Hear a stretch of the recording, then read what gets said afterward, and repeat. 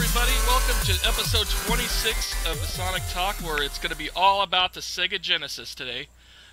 With me today, of course, is Alex Peel, a.k.a. Knuckles87. Say hello, Alex. And from Sonic Revolution, one of my dear friends here, Shayne Edwards. Say hi. Hi there. Shayne. And from Sega itself is our dear friend Aaron Weber. Say hi, Aaron. Hey, good to be here. Alrighty. So first up would be what you've been playing. Who wants to go first? I've been playing Infamous Second Son. As have I. Yeah, I got that one. Finally, a great game on the PS4. Took them about 5 months, but they got one. Yeah. Of course, I'm talking about exclusives, so shut up about Metal Gear.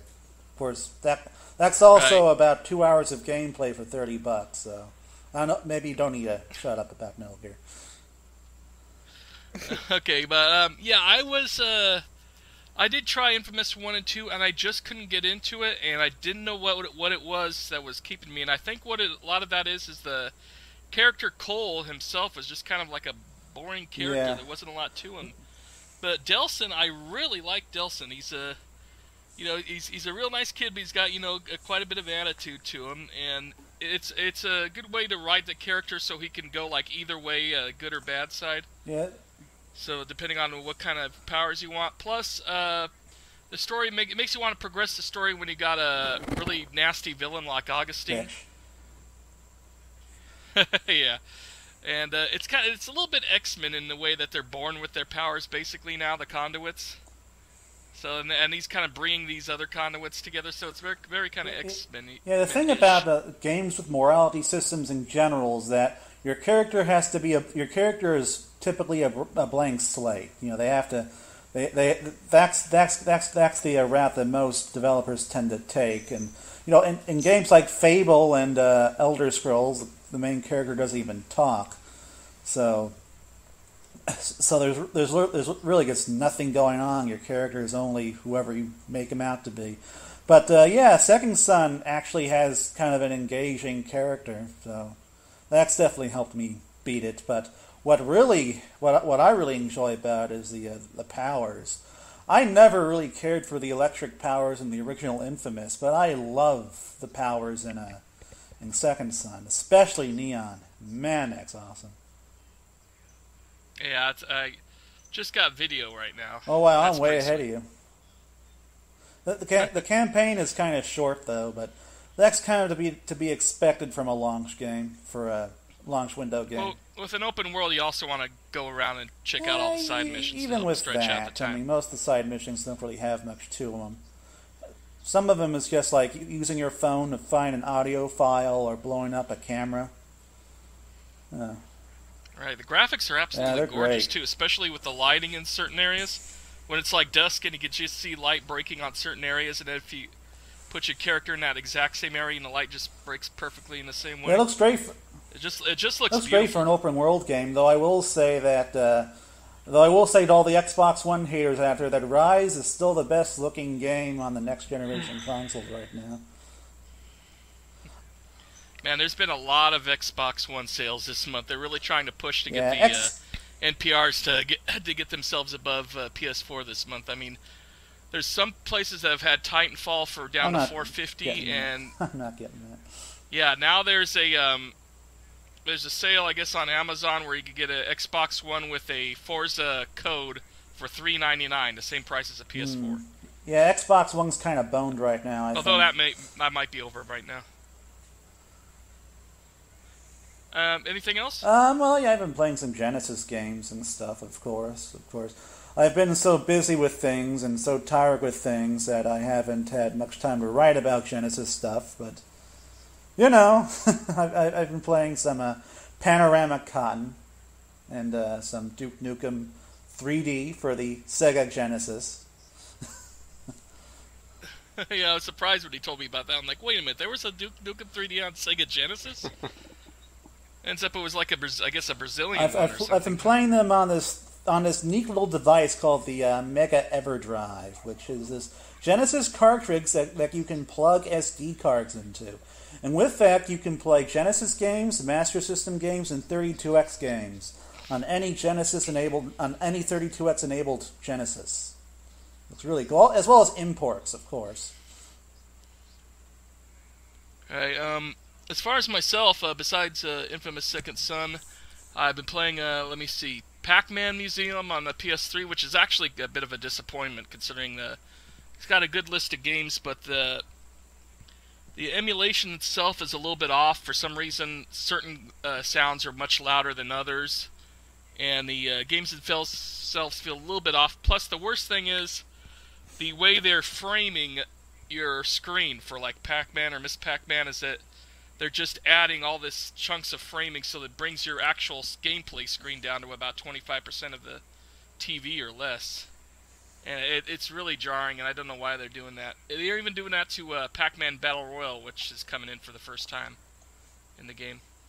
And the oddest thing, though, is you press triangle to pause the game. I try to know why they would do that. Why? Yeah, like, why? Isn't that what the start button is for? They're being creative. They're letting their creativity flow. Plus, it's an absolute shame that Pac-Man Battle Royale isn't online playable. It's only local 4-player co-op. And speaking of Namco, I can't believe they're closing down Shifty Look. That is so disappointing.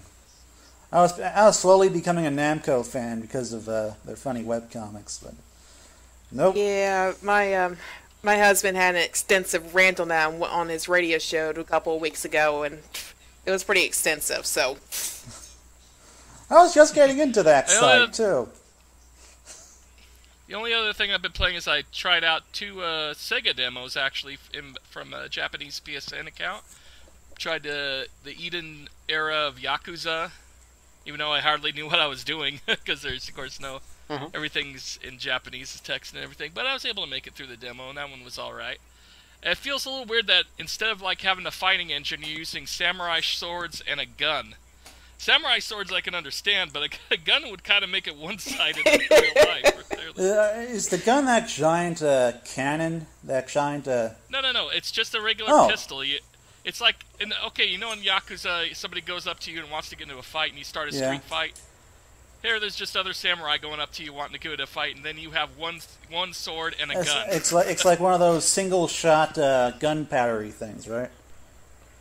Yeah, of course. And this other samurai are like sponge bullets. You could shoot them over and over, and it takes forever for them to die. It just seems weird. The other they gotta give you some incentive to use a sword. Well, I would just rather have just the sword itself than a sword and a gun. The other demo was Puyo Pop Tetris, which is actually pretty awesome for what I played in the demo. Although I've noticed, that the best way to win is either playing Puyo Pop versus Puyo Pop, or Tetris versus Puyo Pop. But if you play Puyo Pop versus Tetris, I lose every single time. Oh dear. Yeah, because I guess Tetris, maybe it's just easier to score higher on that. I don't know. But I'd love to see that one come to the States sometime soon. Anything for you, Shayne? There's only one game I've been playing obsessively for the last couple of months now, and that's World of Warcraft. I am just continually working on my character. I just recently got a human rogue up to level 60, and I decided, hey, I'm going to blackmail my friend. Oh, I'm sorry. I'm going to have my friend take me through the old raids and just say that I've been through these raids as a level 60 character instead of trying to max out my character level and just solo them. It's like, I rather just, for some reason, I just wanted to feel the old World of Warcraft experience just doing that, sort of, without having 40 other people trying to fight alongside you, so. Alrighty, have you been playing anything lately, Aaron? No, I don't play video games, guys. But no, let's see. So I got through the second episode of Walking Dead, which came out recently. I thought was very good. Me too. Yeah. And so beyond that, I've been playing a lot of a game called Rift. I don't know if you guys have heard of Rift. Oh yeah, I actually played that for a while there, and it started going when it went free to play. I still had a subscription, but they had it where even if you had a subscription, you didn't have priority entry, so it was telling me that, sorry, the server is full, you'll have to wait. I'm like, okay, I have a paid account, and all the freebies are getting in before me. Okay, there's something called priority here, so that kind of upset me, so I just kind of backed off from Rift for a while. Yeah, I think they've changed that now so that if you are a subscriber, you get sort of like priority access to a lot of things.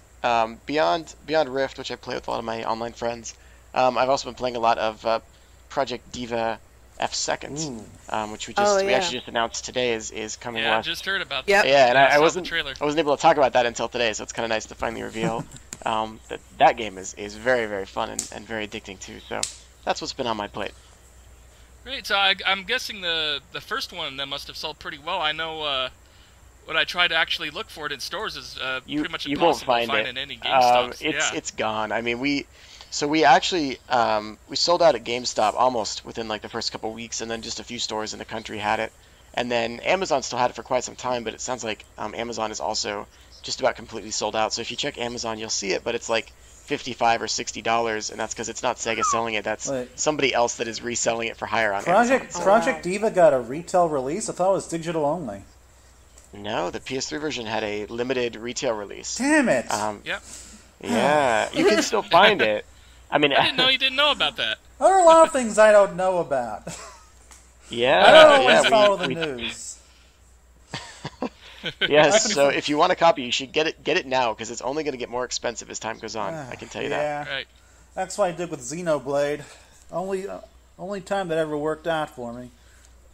Mm-hmm. Let's see if there are any chums on eBay. Yeah. I mean, chumps.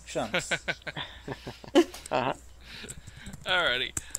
So, of course, this being Genesis month here on Segabits, we're going to be, and this being Sonic Talk, of course, we're going to be talking all about Sonic's era on the Genesis itself. I'm trying to think of how far back I bought my first Genesis. I think it was a year after, I believe it came out, like 1990. I was just basically going from part-time job to part-time job, and I picked it up used at a local retailer.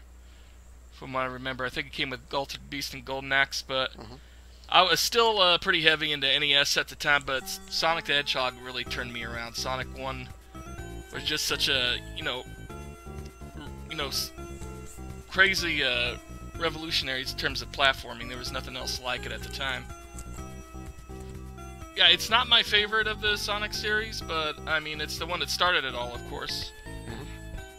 But I don't know, it just had this quality about it that no other game was doing at the time. In terms of both, the visuals and the sound. I mean, especially on the sound part, Sega Genesis, at the time, a lot of, it was a weaker sound chip than Super Nintendo, and a lot of the third parties, they would just do like this guitar riff with their title screens and such. And Sonic 1 just had this absolutely beautiful, music to it and everything just, looked and sounded so sharp at the time. Plus the physics of it, just running around, tipping down to go rolling down a hill to get up speed. It had that, still had that Mario platformer feel, but also its very, very own unique feel to it. I will say that Sonic 2 is definitely the better game between the two, because Sonic 2 has that speed and flow to it, where Sonic 1, they go from, the Green Hill Zone, straight into, what's the second zone called? Labyrinth Zone? Second zone of which game? Sonic 1. Oh, let's see. Sonic? It's Marble Zone. Yeah. That's Marble Zone. I always yeah, Marble Zone. I mean, you're going from running around, doing loop-de-loops, smashing through walls, and going super fast to pushing a large block into lava to jump on it to slowly ride over lava. And it kind of killed the momentum at the time. Yeah. But, I mean, because there was nothing to compare it to at the time, it's still one of the best platformers out there. And then came along Sonic 2, of course. Anybody else want to share their thoughts on the first Sonic game? Well, I will, but I want to give someone else a chance first. It's one of those things. It's like, I remember when the game first came out, but I was in a household where my father believed that the PC was superior to everything else, so I was not allowed to have any kind of console whatsoever, because his attitude was like, well, what can the console do that the PC can't do better? And so... Play Sega games. So for the longest time, I did not have any kind of game console inside my house, and it got to the point where the first time I actually got to try a game was actually at my cousin's house. She had a Genesis, and I got to play Sonic 2 for the first time, but since I was staying with them for that week, we decided to go and rent some more games, and I went and rented Sonic 1, so I got to play that, and I was like, okay, this is kind of fun. Yeah, I like doing this. And, you know, I actually had more fun with Sonic 2, but Sonic 1 was just as fun, so... So yeah, that was some of my first memories of gaming as far as Sonic 1 was concerned, but yeah. I didn't get a Genesis till 97. Wow. Yeah, it was pretty late in the game, and unfortunately my father had passed away that year, so I was only 13, so whenever we got, like for my birthday, I was able to get a Genesis finally. Wow, yeah. I was, I think I was about 5 years old whenever I first played the Genesis, and I actually played Sonic 3. It was one of the first games that I got to play, and I played it with my little brother. And of course, we'll talk about this later, but we got to that infamous part in Carnival Zone. Oh, yeah. Oh, my goodness. I don't even have to tell you what part that is. Everyone already knows, right? Yes. But anyway, that was the end of my Sonic experience for a while, and then we really wanted a Genesis. And I remember actually we didn't get it the first year for Christmas, and we were like really depressed. We were like very, very depressed little kids because we didn't get a Genesis. But the next year we did, and with it came Sonic 1 as a Christmas gift. And I remember playing Sonic 1, and there was some sort of like pride in beating that game because it was a very, very challenging game when you're just a little kid, right? And you know, you're trying to get all the rings, and you're learning how the different areas go, and of course you jump right into the lava when you get to Marble Zone, like you talked about, right? Like you have to learn there's a patience to it, and there's certain pacing areas in Sonic 1 that are very different from a lot of Sonic games, and that it forces you to slow down sometimes. It forces you to platform. Yeah. And so I thought it was a really, really fun game. What was it? Getting the emeralds, I remember, was a very frustrating thing for me, though. The Sonic 1 emeralds. I've never done I that. don't even think I ever got all the you never got them all? in pretty much any Genesis game. Oh, man. Yeah. Sonic 2 actually gave me the most trouble because of Tails and the freaking bombs, but I just couldn't do it with Tails. The AI would ruin it, but in Sonic 1, I was able to do it, and I remember being very proud and then seeing the ending screen where Sonic, it changes a little bit, if you have all the emeralds. I thought that was pretty cool. So Sonic 1 has a lot of good memories. When you go back and play it, it still has a certain sort of polish to it that I feel like is rather timeless, even as maybe games like Sonic 2 or Sonic 3 Knuckles, I would say, are superior games, personally. I do think that Sonic 1 has a very special place, at least in my heart, and definitely in the hearts of probably a lot of gamers worldwide. Oh, yeah. Okay, I have to step out for a sec, Alex. Yes, I will talk about my keep up the conversation? Genesis experience, yes. Thank you. So, as I often like to brag, I'm not nearly as old as Jason, so I didn't really get to experience the Sega Genesis until 1996 when I got it for my birthday. And back when I was a kid, I didn't really care for the original Sonic the Hedgehog. And I suspect it was mostly for many of the reasons that you guys have said. The pacing is different. It's a lot slower, and it's just a more difficult and less graphically advanced game than its predecessors. Though it's something that I've learned to appreciate as an adult, probably far more than when I was a kid. And crap. That's really all I planned on saying. Okay. Because I've always enjoyed the art style and the music of Sonic the Hedgehog, but it's just because I got to experience Sonic 1, 2, 3, and Knuckles, and 3D Blast pretty much like all right next to each other, out of order. It's I I've never really had fond memories of Sonic the Hedgehog, but That's fortunate there enough you are. that I got them all separate. Now let's move on to Sonic 2. That I can talk a bit more about. Yeah, that one is probably my favorite of the whole Sonic series. I mean, there's something about it that just works right for me. I think what it is what I call like just the pacing and flow is just absolutely perfect. Unlike going from Green Hill Zone to Marble Zone, here you're going from Emerald Zone where you're still running real fast, loop-de-looping, going really quick all the time, and then straight into Chemical Plant. And that's just an absolutely fantastic level, and pretty much every level for me was great in that game. I just really enjoyed it. Of course, that was the first one with Miles' Tails Prower, and Tails is absolutely adorable. I remember the first time we were able to use him, and plus it was the first time we had local 2-player co-op in any platformer, kind of Sonic any platformer, I think.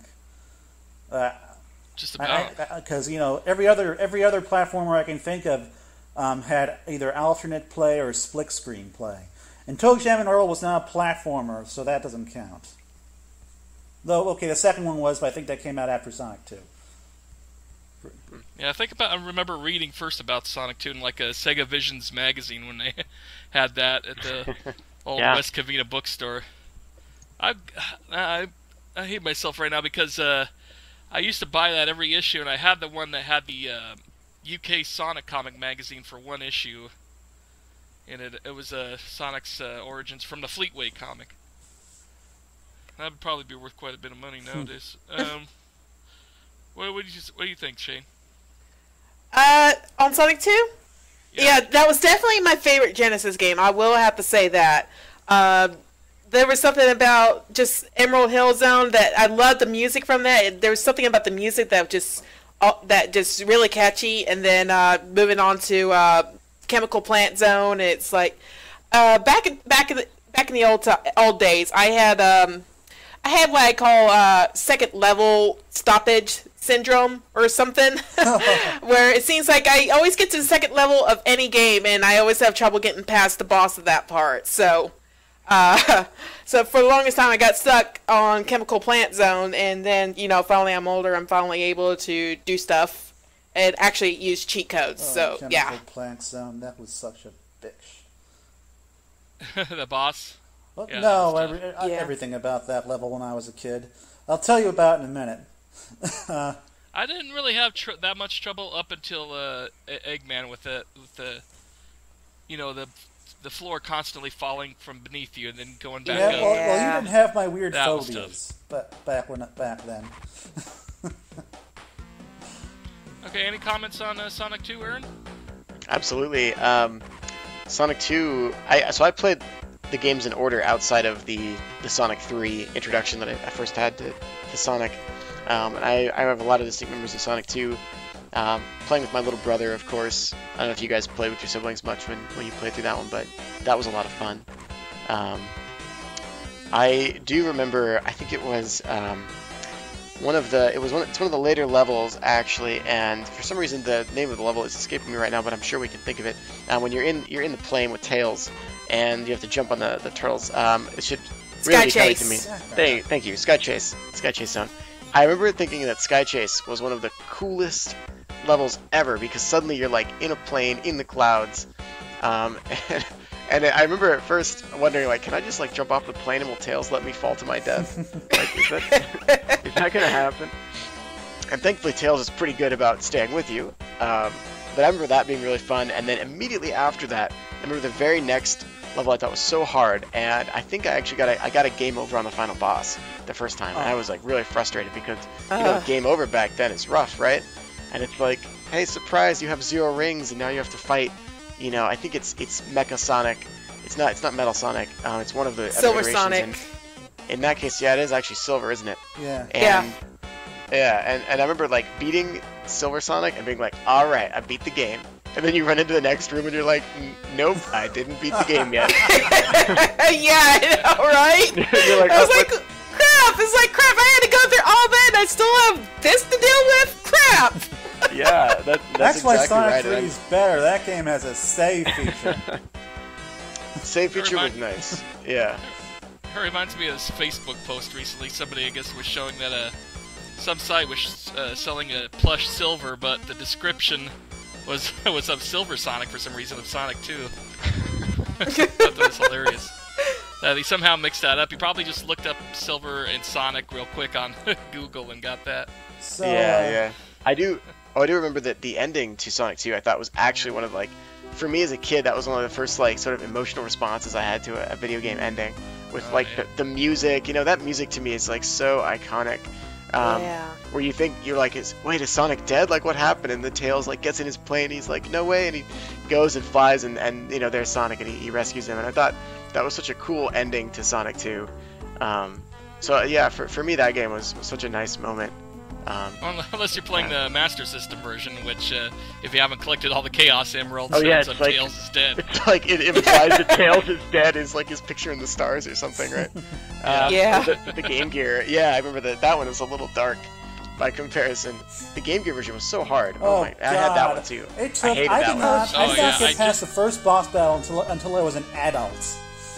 Yeah, it was so hard. The first boss battle in the Game Gear was as hard as the final boss battle in the Genesis version. It was so stupid. It was an ant line and bombs bouncing down the thing.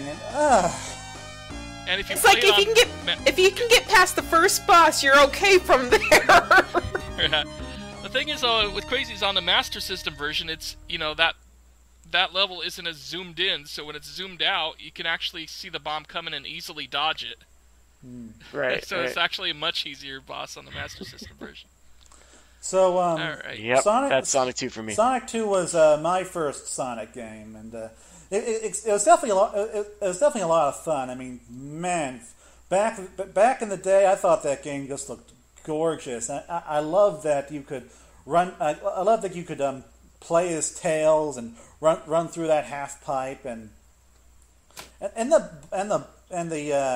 damn it. Yeah, I've definitely thought the bonus level was better in Sonic 2. Yeah, the bonus levels, I really preferred the half pipe to the maze of the first game. And also, it was faster. That spin dash was a godsend. Like, I remember in Sonic 1, I would so often get stuck in that area in the third level where you have to roll into the wall to break the bricks. It took me forever to do that. Back then, because I'd be sitting there for like 3 or 4 minutes until I just turned the gosh darn Genesis off. And now every new port of Sonic 1 comes with the spin. Yes.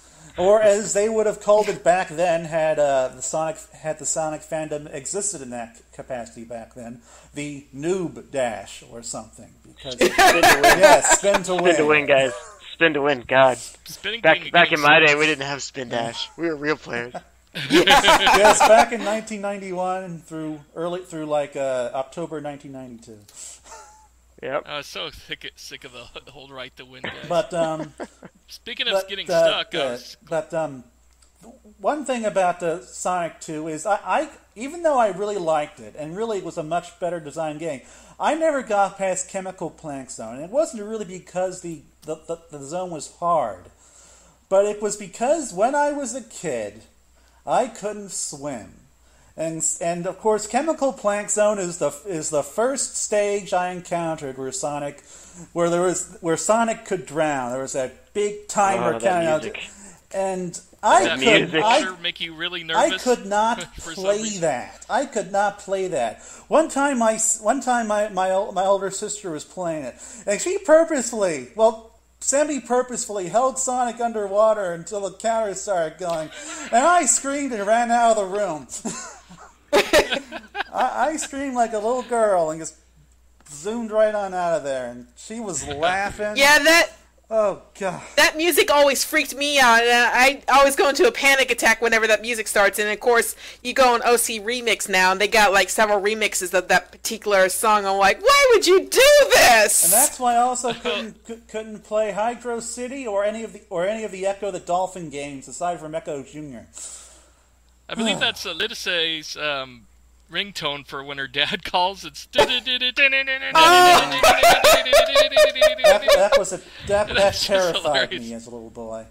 But of course, eventually, as an adult, I got over the phobia. I learned how to swim, and Sonic 2 really is it is a spectacular game. I think I wish I could have experienced the Sky Chase level back then, because it is still really cool. And the Hilltop Zone. That when I first played that, because it took me so long to get there, it felt like a brand new Sonic. Hilltop Zone is probably my favorite stage from Sonic 2, because it's such a weird setting.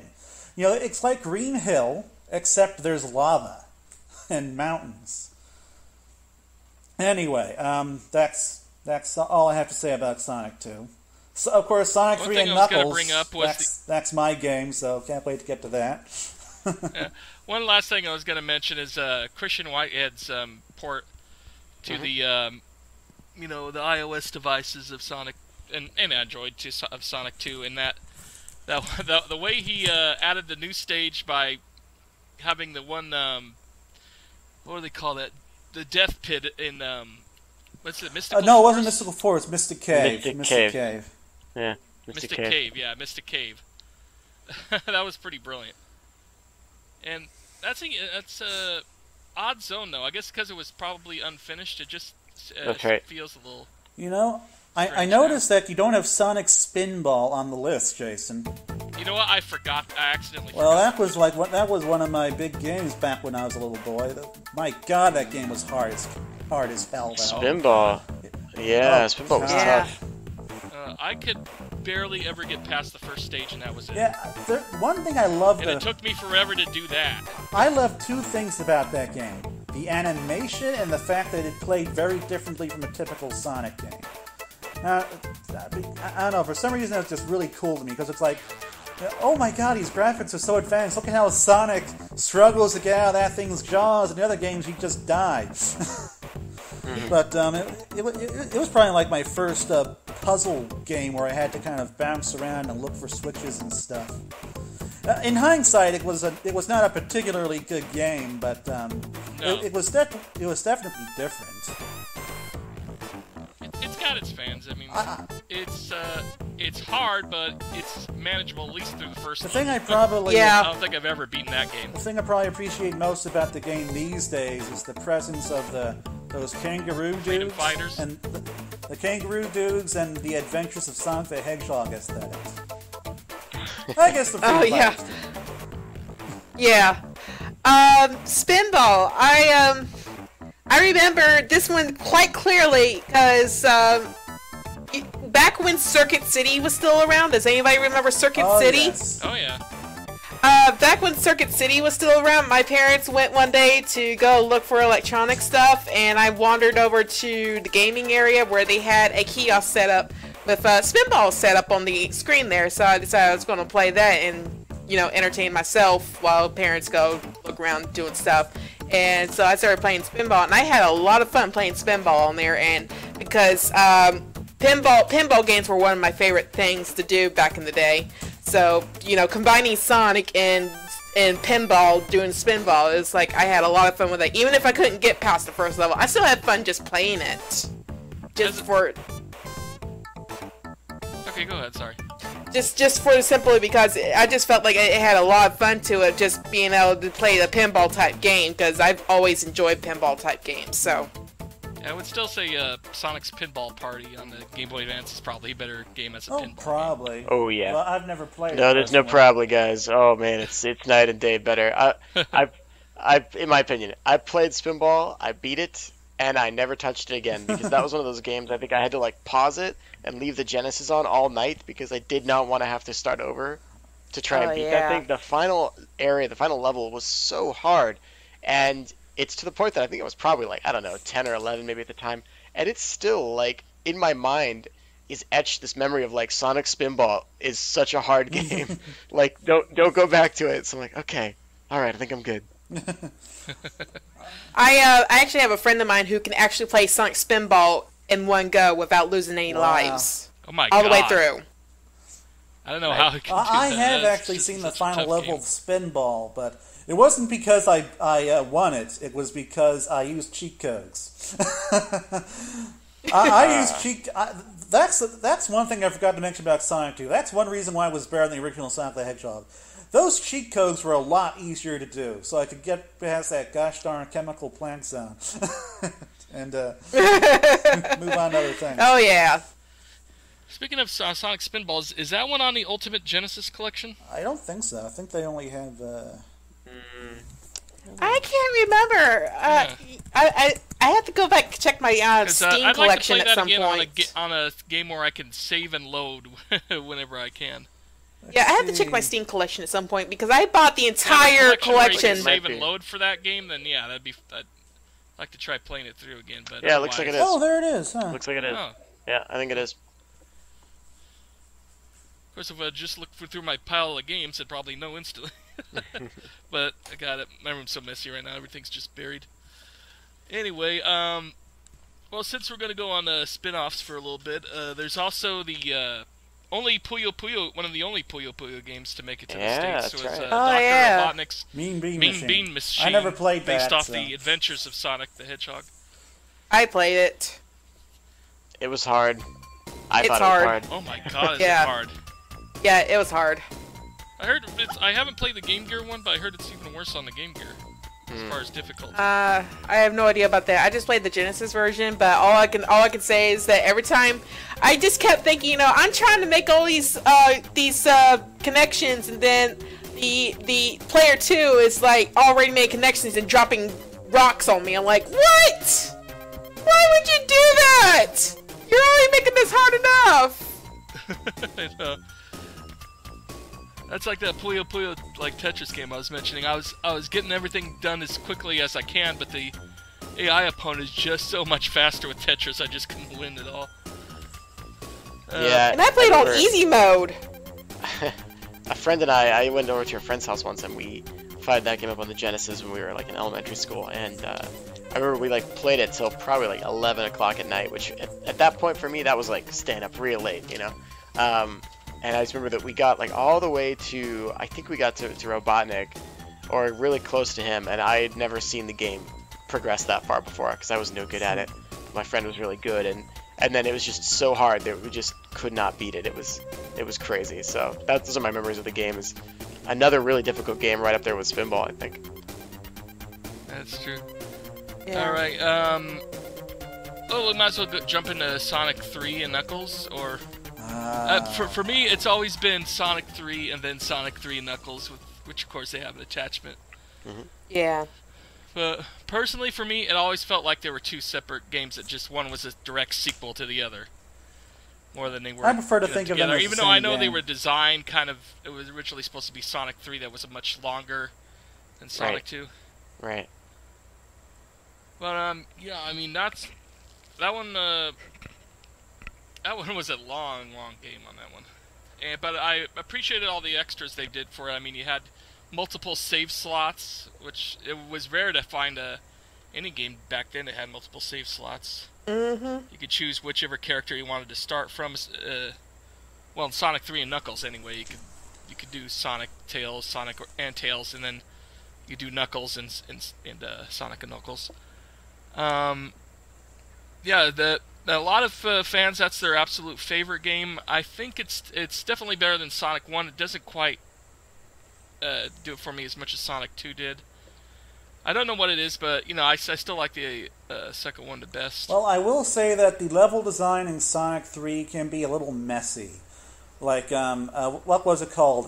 Marble Madness? I always forget the name. Marble Garden. Yeah. Marble Garden. Marble Garden. That was in Sonic 3? Okay. Yeah, Marble Yeah, Garden. was Marble Sonic Garden. 3, yeah. That level was the level design in Sonic 3 did kind of take a hit because like you'd have sort of these really kind of confusingly designed stages that are like almost maze-like at times, and it does like encourage exploration. There are plenty of secrets to find, but especially those big giant ass rings which you need to find the Chaos Emeralds, but it doesn't provide the kind of the focused experience that that Sonic 2 and really most of Sonic and Knuckles, in my opinion, provided. But so I would definitely say that's probably why Sonic 3 on its own is definitely a lesser experience than Sonic 2. But then, of course, you combine that with Sonic 3 and Knuckles, and just get out. But one thing I'll say, the new edition of the shields was also pretty awesome, especially if you're going into the first boss of the game with a fire shield and all of its powers are fire-based. That was just always sweet, because it's just like instant kill. Yeah, I love taking on that first sub-boss, that little bomb-throwing thing that in the fire shield, because that thing just can't hit you so long as you don't do something stupid like jump into its thrusters, which you'd think that would be fireproof, but apparently not. All right. Though I vaguely remember sort of playing Sonic 3 and Sonic and Knuckles on the Genesis, those were actually not my strongest memories. But that's because the first time I actually got a chance to play Sonic 3 and Knuckles was on the PC version, back when they had the Sonic 3 and Knuckles collection that was packaged with the Sonic screensaver. And I remember that, yeah. And also, I also remember strongly playing it on Sonic Jam for Sega Saturn, and that's because I heavily used the easy mode on the Sonic Jam, and that literally just lets you skip past certain acts, and sometimes they'll even make certain acts easier, like the Carnival Zone. They actually removed that stupid barrel in easy mode. Yeah, I'm like, they removed the barrel! Yay! I can actually play through this! And, through easy mode, I was able to play through the entire game. I was able to collect all the emeralds, and I slowly worked on getting all the super emeralds. So I was able to... I'm sorry, I was going to say, I think easy mode, they heavily edited levels too, didn't they? They made them, like, a lot shorter. I don't know about that, but I do remember they just took out certain elements, because I remember that they took out the barrel for the Carnival Act Zone, and I was like, yes, thank you. So I just used easy mode like all the time when I was playing on Sonic Jam. Yeah, nowadays that's what I do pretty much with every game I play, just because I don't have a lot of time and I just want to get through it and enjoy the games. Yeah. Not too much challenge. Yeah, me too. Sonic 3 was actually my last Genesis game. My last Sonic Genesis game. Even after Sonic 3D Blast, I picked it up in a bargain bin in 1997. At the time, I wasn't really knowledgeable when it came to games. I didn't really know about anything. I didn't read any of the magazines. I was just completely out of the fandom. So I had no idea that Sonic 3 even existed. I thought that Sonic and Knuckles was just a standalone game, and so when I discovered that, I was like, "Oh wow! There's this whole other Sonic game. Oh my God! You can save your progress? You can do that?" Because I've never, the only game I've ever seen that in, at that point was like Donkey Kong Country and Mario 64, but it was the game that actually introduced me to cheat codes. Did I get dropped? I thought I heard a... Okay. You jump onto the swing and you press the D-pad twice in every direction and then start an A. And you can skip past all those troublesome levels and go straight to the last boss fight. You can enter debug mode and turn yourself into a monitor and just break the game. I thought that's just so cool back then.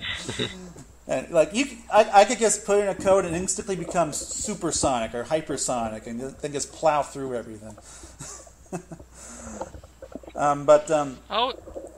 Yeah, go on.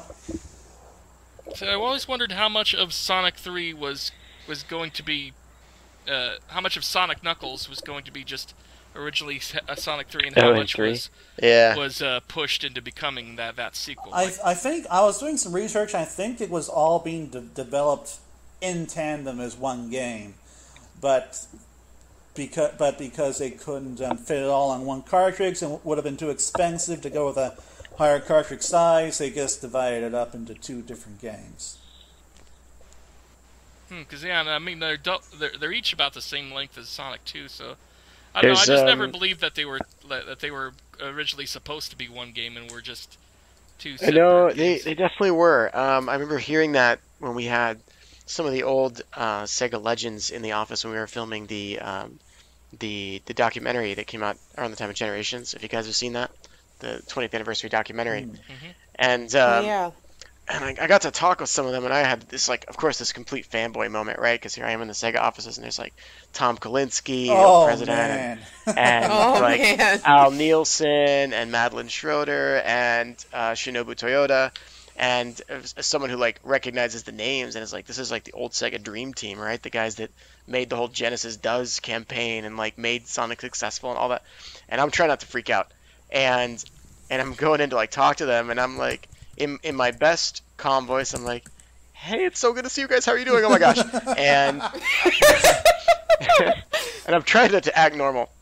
And I remember one of them was telling me about the whole scenario about Sonic 3 and how that had all come about, and I found it really, really interesting. And he was telling me like the original backstory to Sonic and some of the stuff that has now come out due to some of the stuff that Sega of Japan has released, like the original story to Sonic. And it was so new to me at the time. I was like, wow, that's so cool. But yeah, the Sonic 3 stuff, getting back on topic, was something that I remember that they told me it was going to be one game, and then it was like a mix of different reasons, but that they had to release something that fall, and that ended up becoming Sonic 3 as a result. Yeah. Yeah. I still wonder how much of that music produced was co-composed, if any, by Michael Jackson. I asked Takashi Iizuka about that, and all I can really say is that there is something to it. There is something to the Michael Jackson thing. Yeah, that one, I forget the name of it, that one music that everyone thought was composed by Michael, but then it ended up it was a from the completely composer's different guy. 80s album. Yeah. That was really cool when that came to light over the last year, by the way. I thought that was such a cool moment. Yeah, I was that like, was oh awesome. man, it's so neat that someone figured this out. Yeah, that song definitely has an 80s feel to it. Yeah. That was pretty awesome.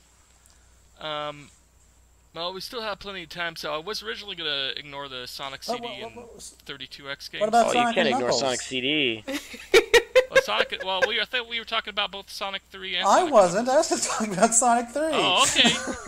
Okay, well, what did you want to add for Sonic and Knuckles? Damn it. Now you put me on the spot and I have to think.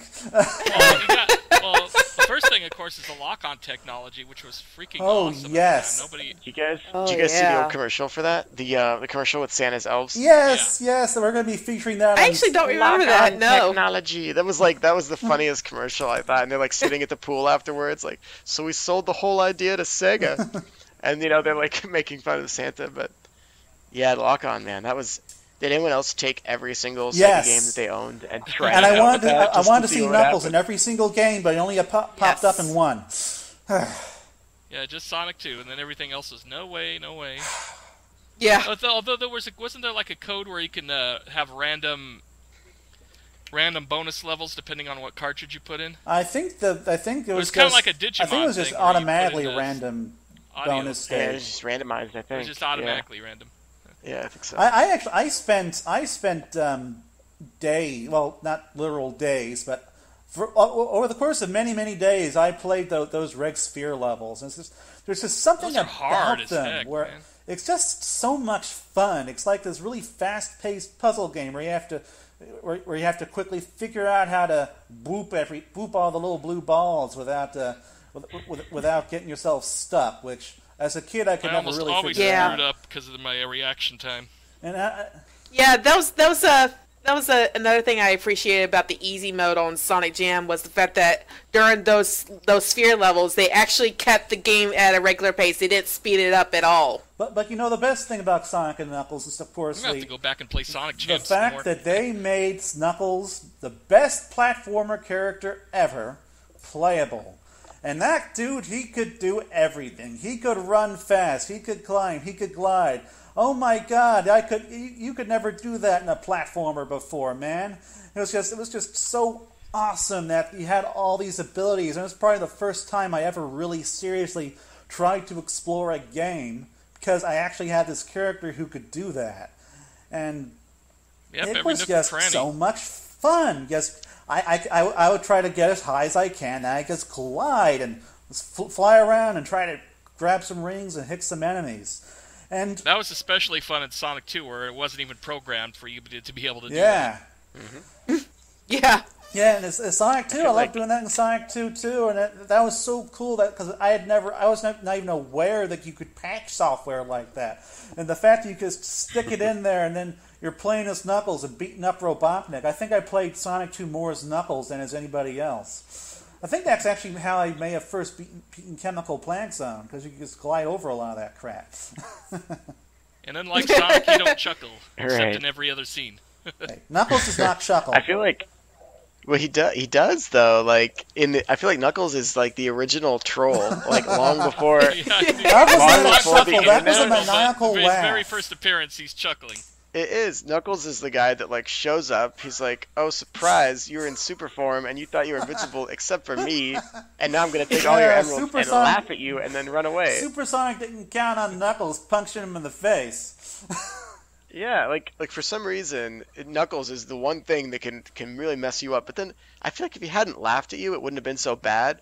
But it's like, here's this random character, takes all your stuff, laughs at you, and then takes off, and you're like, wow, what a jerk. What a complete jerk. And the whole time you're playing this game, he's like, oh, hey, bud, good to see you again. Surprise crap. And then he laughs at you, and then down you go.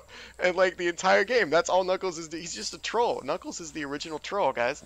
And that's why he's so awesome. And for the record, he was not chuckling. He was laughing maniacally because he was kind of villainous back then. I mean, sure, he was being tricked by Robotnik, but... Well, in Sonic 3, anyway. That's another thing. I love the way they ended Sonic 3 to go into Sonic, 1 with him being fooled and finally finding out that he'd been manipulated that whole time. That's another thing about Sonic 3 and Knuckles. It's actually one of the best Sonic stories done in game without having to have any dialogue. It's one of the best plots in a Sonic game. No offense, but it's probably like one of the best plots that they've ever done for a Sonic game. Because like there were some neat twists. There were things that you wouldn't expect to find in a colorful children's platformer back then. I mean, Mario, there was no that one of the Koopa kids was secretly being manipulated, and then he helps you out towards the end of the game. No, you just killed them and then they died. But no, that's not so with Knuckles. Yeah, I mean, you don't even understand why Knuckles got manipulated. You could see in one background on one level there's a tapestry of Supersonic fighting one of Eggman's giant robots. I thought that was so cool too. It was like, oh my gosh, the foreshadowing. There's genuine plot here. Yeah, it was pretty well done for a game that was largely aimed at kids as the target market. And you're playing this game and you're like, not only is this the scene where you're fighting Knuckles, by the way, which is like the one fight that you're like, here, it's finally going down after a full game and a half. I'm finally fighting Knuckles. But then in the background, you're like, what is that? It's like foreshadowing Supersonic. And so that was a really cool moment, of course, right before the betrayal happens, and then Sky Sanctuary and all that progresses. But yeah, it was pretty cool. I probably played Hidden Palace more than any other classic Sonic stage, just because you can beat up Knuckles, and then then he gets betrayed by Robotnik, and then he helps you through Hidden Palace Zone. I mean, when I first experienced that was my Archie Comics dream come true. Because by the time I'd gotten to that, I'd already seen Knuckles and Sonic beat each other up several times in the comics. I wish I could actually see that in the games. And then I finally got to Hidden Palace Zone, and I got to do it. I even got to beat up Knuckles' tails, which is kind of depressing, but it's still cool. Tails comes into his own. Yeah, that was fun. Getting I think it was Super Tails and not Hyper Tails, if memory serves. Yeah, there was no. When he gets up 14, it's just Super. Tails only had one Super form, and that was by getting 14 Chaos Emeralds. Tails is so lame that he needs 14 Chaos Emeralds in order to do it. I wouldn't say Tails is lame. I would just say that Tails is so powerful in his super form that he requires 14 to charge those 4 flickies. Well, that's what when you have Archie those Comics flickies, says. man. Yeah, when you have those flickies, you don't even have to do a thing. You just kind of walk on screen, and the birds take care of everything. Oh, bad guy over there? Okay, we'll go wipe it out. Oh, boss? Oh, we'll go take care of it. And you just, like, stand there. You're like, I just don't even have to move right now. Okay. That's like a cream boss fight in Sonic Adventure 2 where she just sicks cheese after everybody, and it's almost instant-kill. Anyway, yeah, it was good times. Well, I think the final Genesis game, if I haven't It's overlooked Sonic 3 anything, Blast, but did we already talk? Oh, we did not talk about that. Is there anything else anybody wanted to say on Sonic 3 and Knuckles? Well, let's see. I already talked about my love of cheat codes. We talked about story mode. Sky Palace was awesome. That was like the first video game soundtrack background that I ever loved. Because it has this upbeat, epic tone to it. It just goes with those mysterious ruins that fall apart around you so perfectly. Then there's the egg robos. That's the first time you ever encounter the egg robos, and they are just so different from the regular badniks that they feel and look like a big deal. And I think that's Especially when they're shooting lasers at you. Assholes. Kind of like the little prototype of the egg pawns that would come in the more modern era. That's right. Oh, and yeah. then there's the final boss fight. Oh, I remember the first time I completed that. Does anyone else want to talk about that stuff?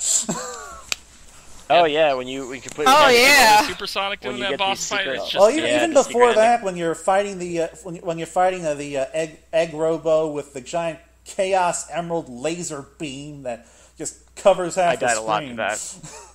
I died a lot to that. Easy mode. You're trying to jump back and hit it, and then get back on the platform and run and pick up enough momentum. Yeah. And it just was like you wouldn't get enough, and you would fall down and die. Yeah, or sometimes like I think I would sometimes try to hit more than once, and I just fall straight through and die. Yeah. I remember one thing I loved hitting the fingers, because you could just wait until they came down, get between them, then spin dash and bounce Spin around dash, and just yes. destroy them. Yeah, the spin dash trick was Robotnik awesome. did there. not think that through when he did that. And of course, there's the first ever supersonic boss fight. that when you're just chasing Eggman through the sky. It took me forever to beat that thing.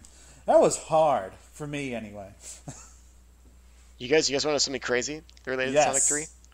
If you beat Sonic 3 and you look in the credits, one of the people listed as one of the testers for Sonic 3 is still at Sega today. Really?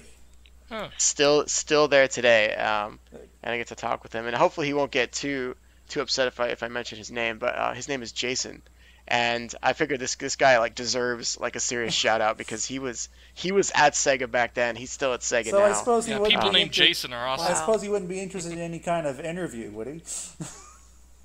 I know I definitely couldn't promise that, but I feel like getting on the record that there's actually still some people at Sega that have been around for that long, and so That is it's really awesome. kind of cool. So next time you beat the game, take a look and check out that name, and you'll spot it. And that Jason. guy's still there today. Really dedicated, really great guy. Jason, you probably don't listen to this stuff, but I just want you to know that you are awesome.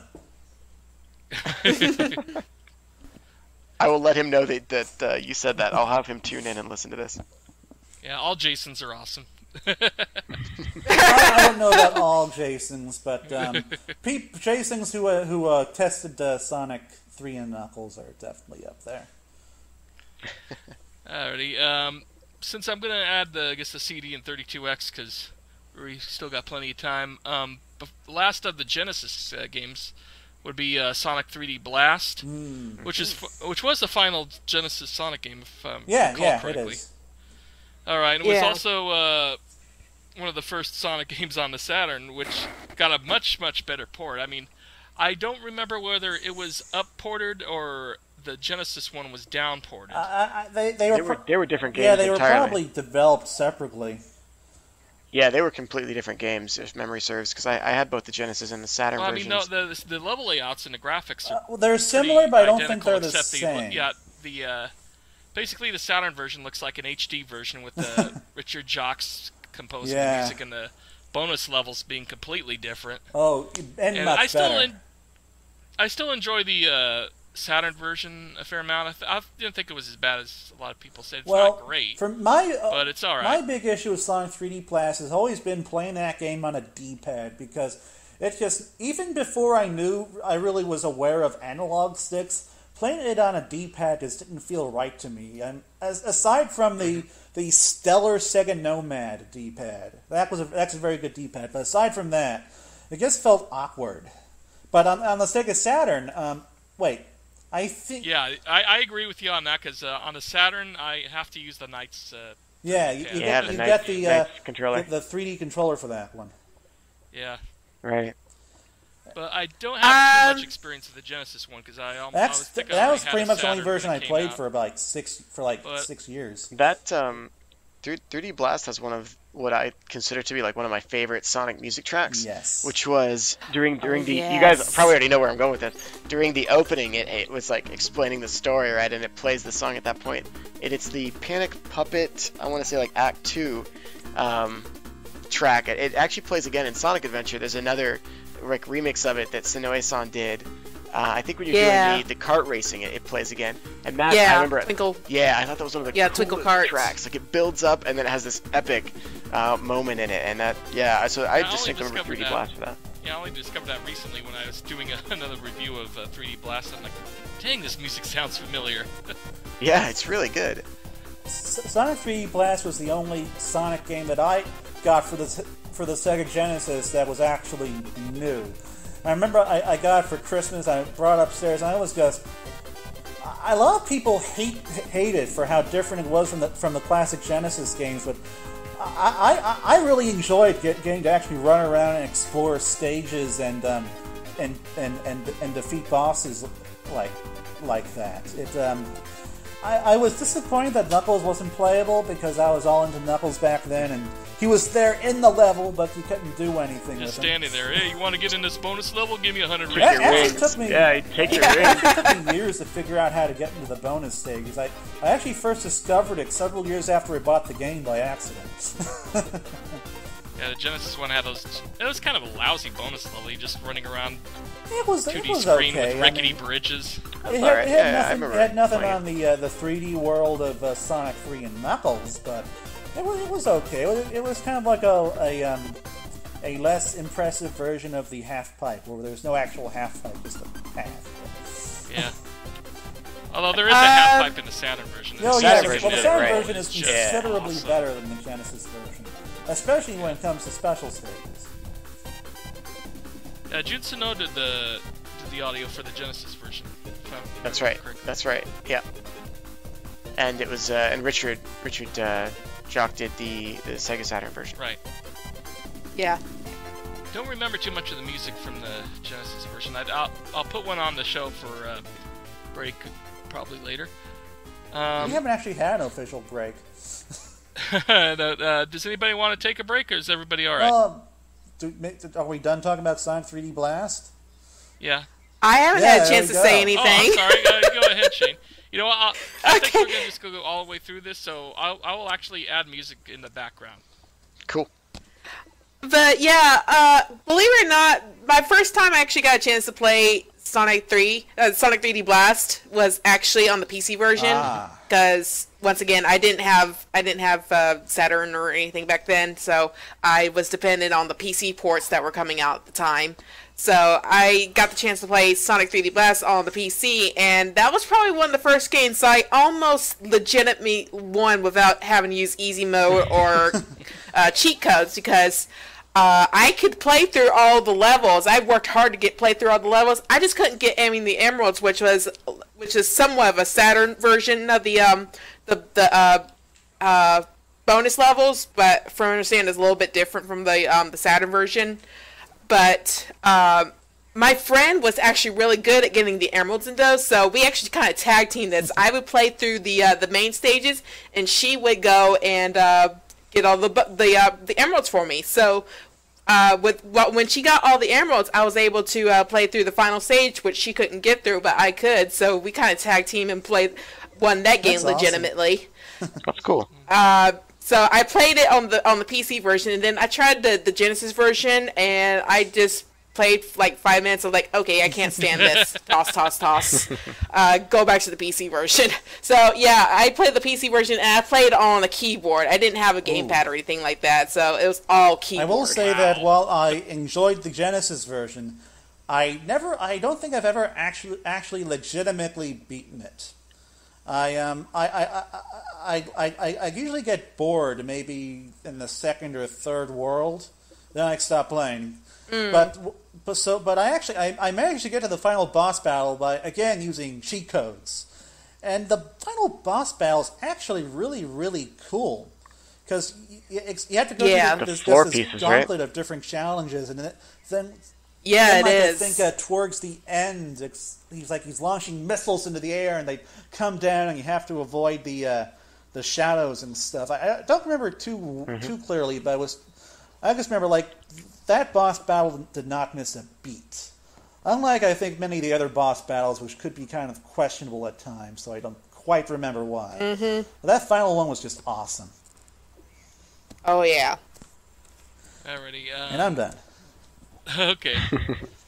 Now moving on to the games that were still technically on Genesis because you had to have an attachment to them, to the Genesis to play them. I guess we'll go with Sonic C.D, which was pretty awesome at the time, especially the music. I had at the time I was pretty hardcore gaming, and I'd import almost half the games I'd buy if they were coming out, months earlier in Japan. I always had to have them right away. So originally I had Sonic C.D with the Japanese soundtrack to it, and that was just glorious, I think, compared to the U.S. version. And but as far as like level design goes, I didn't think it was that great. It's way too vertical a lot of times, and it's just really hard to traverse, especially if you're trying to get the good future. Going into the past was a chore in itself, and then having to find the Metal Sonic hologram and I think the other thing. Really, Sonic C.D. is at its best when you don't try to end up in the future or the past or whatever, and you're just trying to play the game. I think so. I think that's what really helps for it. If you're just playing the game just to play the game, because it can be so hard to gather up the speed you need to actually move through time. Yeah, that was always tough. And trying speaking to get a of level design, definitely like a lot of people complain about about some of the excesses of sort of the modern 2D Sonic games, but Sonic C.D.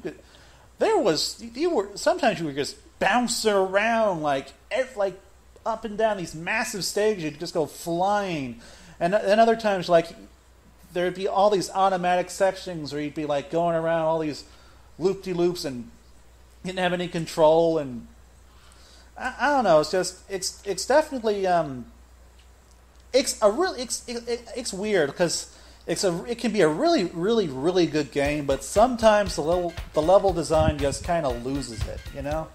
It can be too messy, and that's probably at least partially due to the whole time traveling mechanic, because they had to pretty much line up 3 separate levels on top of each other. And so you'd have to make some sacrifices in design in one stage in order to make sure that you could accommodate this other stage. At least that's what I've noticed. Oh man. Once again, this is a situation where, first of all, I've never even played a Sega CD at all. I never had the chance to. So the only way I was able to play this game was when the PC port came around, and I played that on the PC. And even then, I had an underdated computer at the time because we were still on Windows 3.1 and it required Windows 95. So I was only able to listen to music, and I loved the soundtrack, but I had never even heard the Japanese soundtrack, so I only knew about the American soundtrack for the longest time, and I loved the American soundtrack.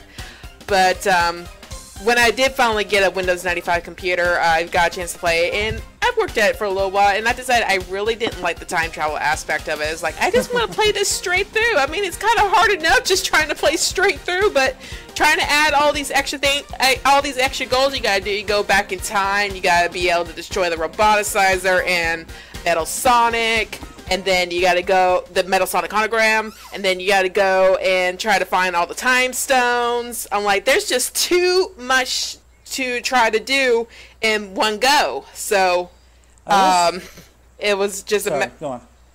So it was just a matter of, you know what, I'm just going to play this straight through. So even playing straight through, it took me a while just to do all that. I will say that Sonic CD probably would have benefited from some kind of just playing straight through, just a mode that lets you just play straight through the future or the past or the present levels, without any time travel stuff, so that you could see everything without having to go through all that stuff to build up the speed and time travel.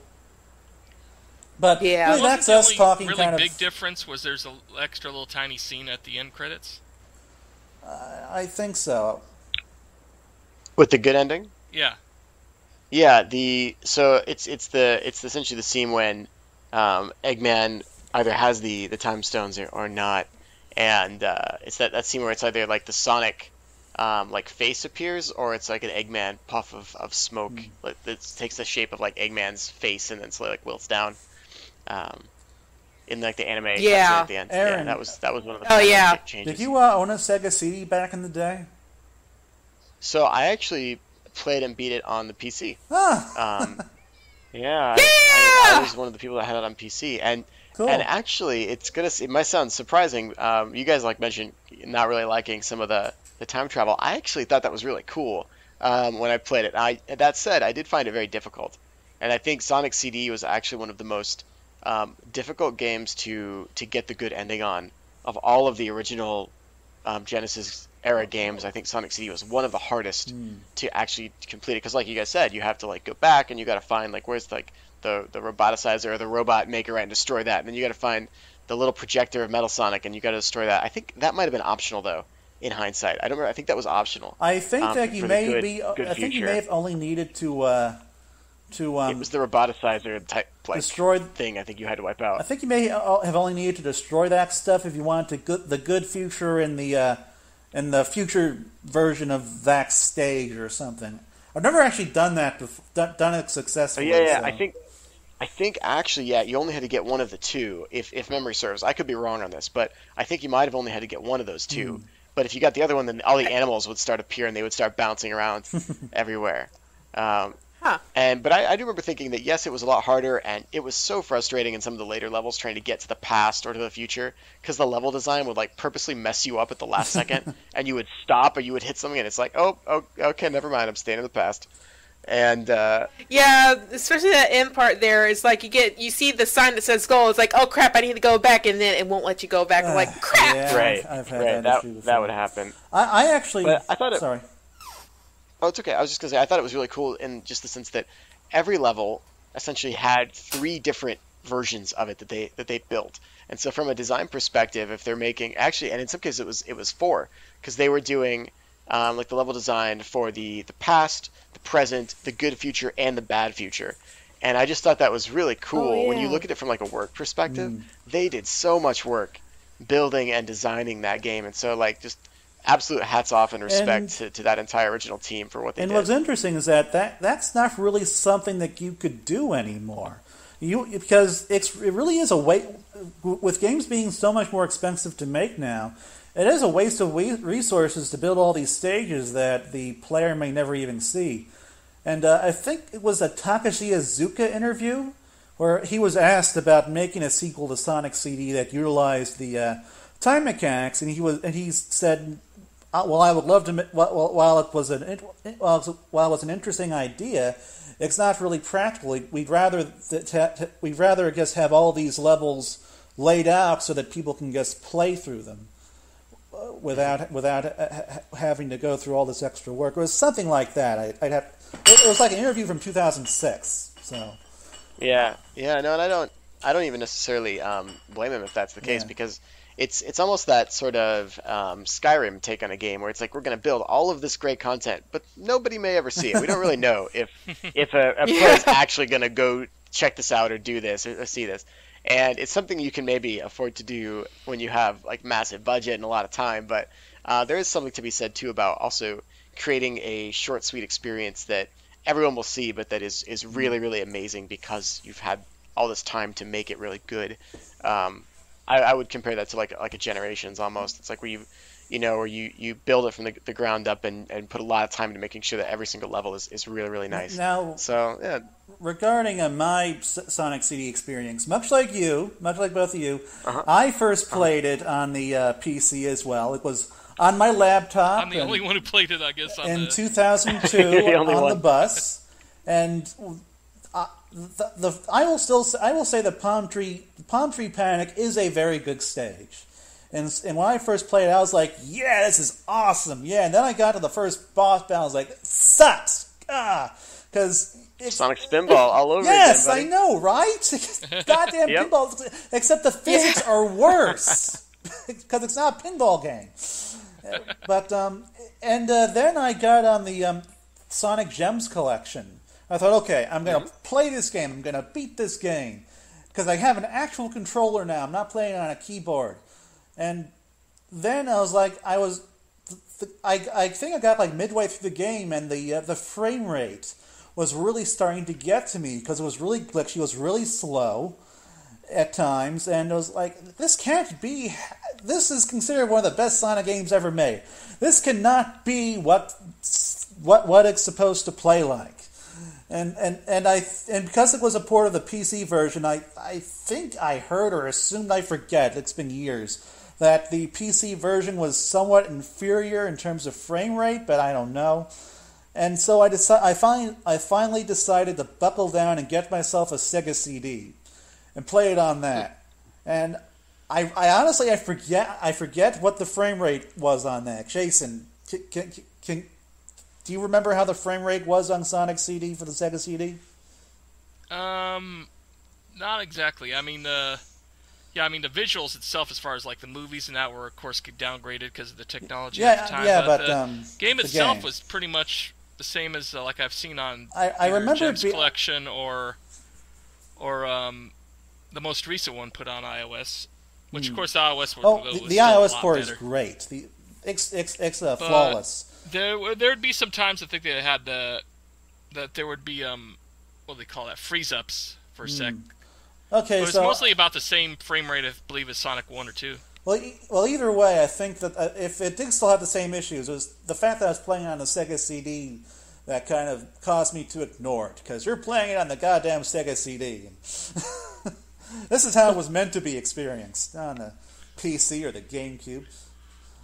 But that is still how I prefer to play Sonic CD. But that's kind of when the level design really began to get to me, was when I really started playing some of the later stages.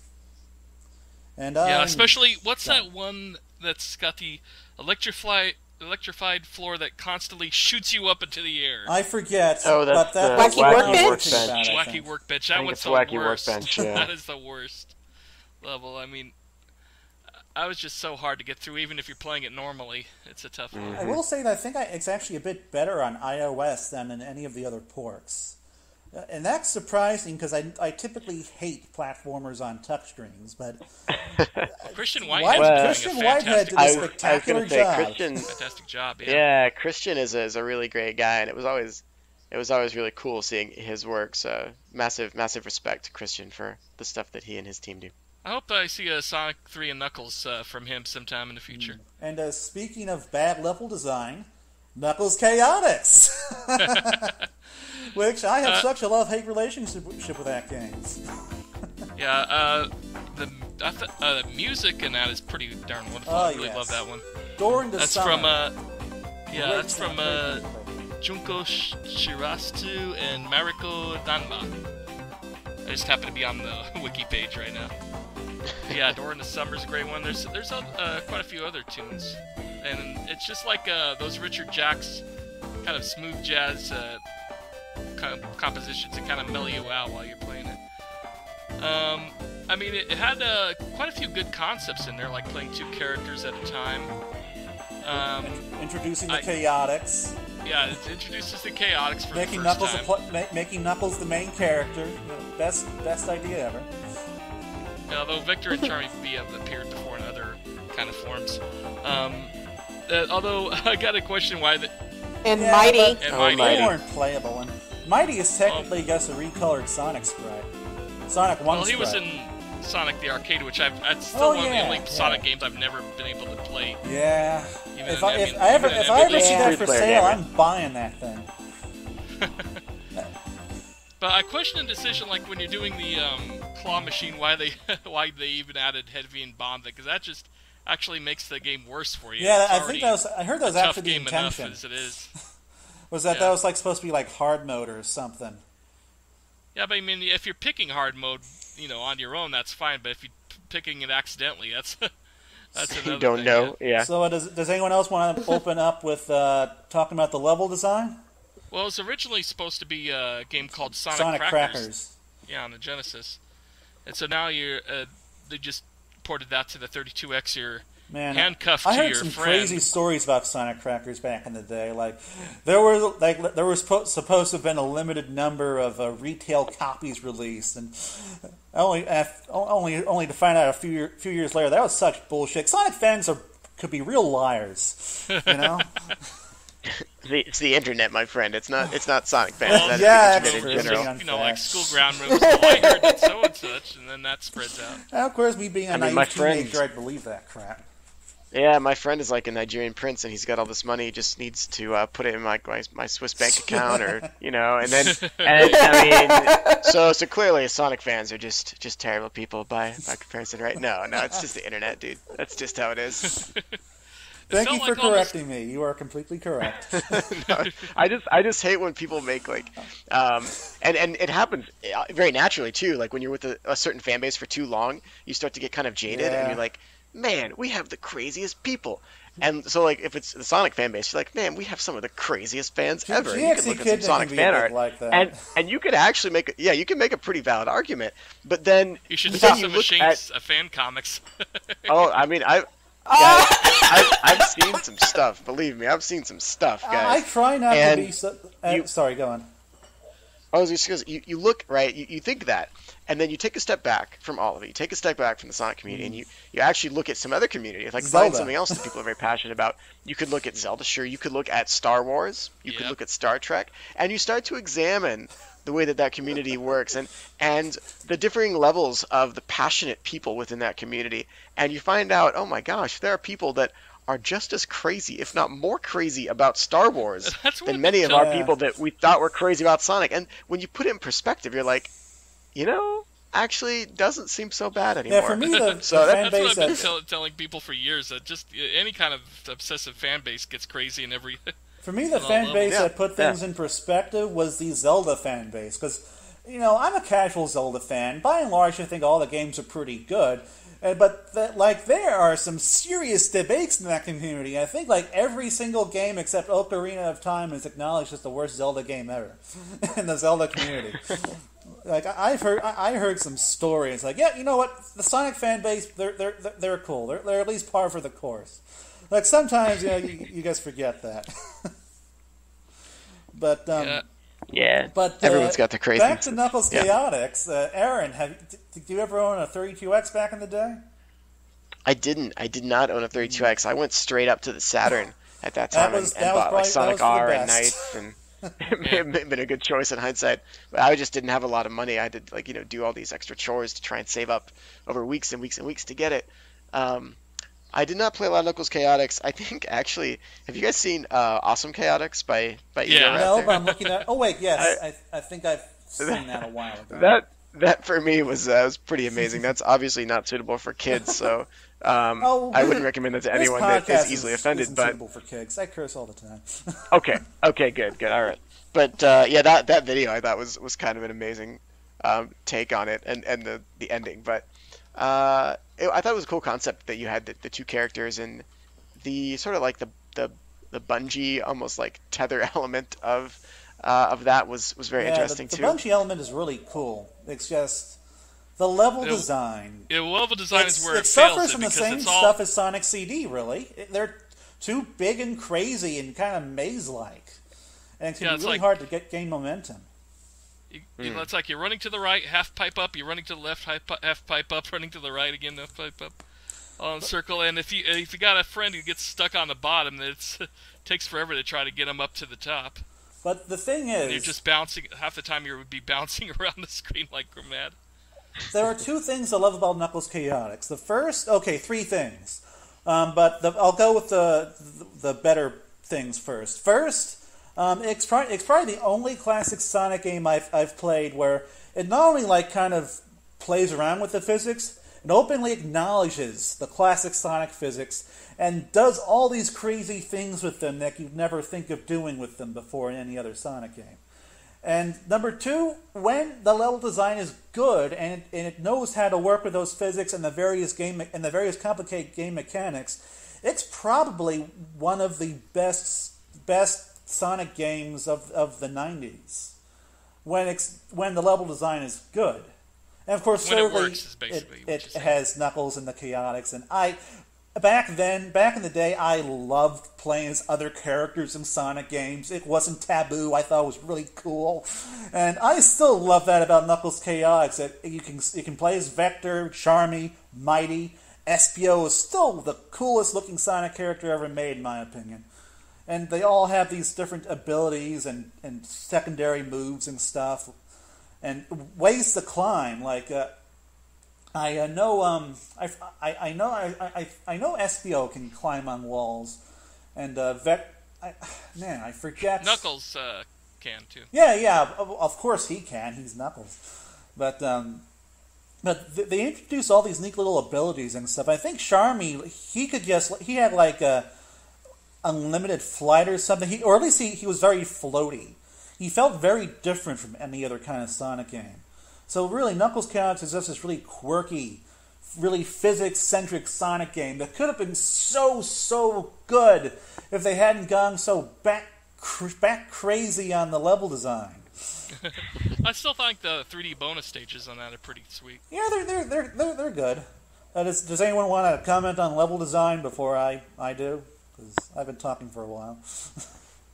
Well, I think Unfortunately, I have never got a chance to play this game because I never even heard about it until I got internet access back in '97, and then I can't find a 32X anywhere, but I did manage to find a copy of Knuckles Chaotix at the local. Speaking of, I wonder. Yeah, I did find Sorry, go ahead.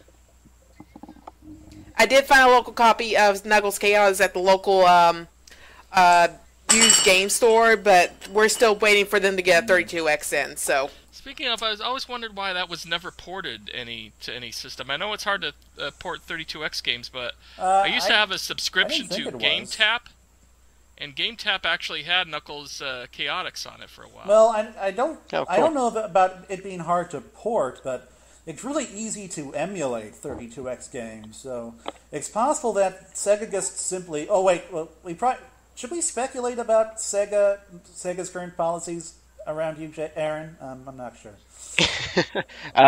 I have honestly no idea about the technical aspects of the stuff. So you guys, all right. Well, I as suspect that Sega simply doesn't see a market for the tiny 32X library, and so they just ignore all the games on it, including Knuckles Chaotix, I guess, which is probably one of the only marketable 32X game available anyway. Even though there are a bunch of good 32X games, so it'd be nice to see them digitally.